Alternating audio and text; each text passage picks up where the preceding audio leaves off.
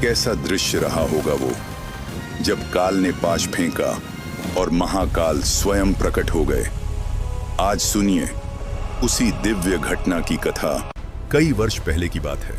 आर्षि मृकंडू और उनकी पत्नी मरुद्वती ने कठोर तपस्या की। उनकी भक्ति से प्रसन्न होकर भगवान शिव ने उन्हें वरदान दिया, तुम्हें एक पुत्र होगा। वह अत्यंत तेजस्वी और विद्वान होगा, पर उसकी आयु केवल 16 वर्ष की होगी।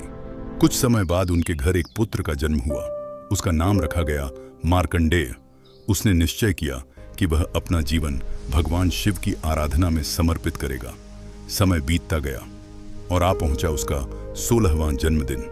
आकाश में घने बादल छा गए, वातावरण गंभीर हो गया। तभी प्रकट हुए यमराज, हाथ में कालपाश लिए हुए। मार्कंडेय ने उन्हें देखा और समझ गया कि मृत्यु का समय आ गया है। वह भयभीत होकर दौड़ा और शिवलिंग से लिपट गया। यमराज ने अपना कालपाश पूरी शक्ति से फेंका, किंतु वह पाश जाकर सीधे शिवलिंग से लिपट गया। उसी क्षण शिवलिंग से तेज प्रकाश प्रकट हुआ। स्वयं भगवान शिव वहां प्रकट हुए। उनके नेत्र क्रोध से लाल थे। उन्होंने यमराज से कहा, मेरे भक्त को स्पर्श करने का साहस कैसे किया? महादेव ने अपना त्रिशूल उठाया और यमराज को दंड दिया। पूरी सृष्टि कांप उठी। भगवान शिव ने अपने प्रिय भक्त मार्कंडेय को करुणा से देखा और कहा, हे पुत्र, तुम्हारी अटल भक्ति से मैं अति प्रसन्न हूं। मैं तुम्हें अपनी आयु का अंश प्रदान करता हूं। अब काल भी तुम्हारा कुछ नहीं बिगाड़ सकेगा।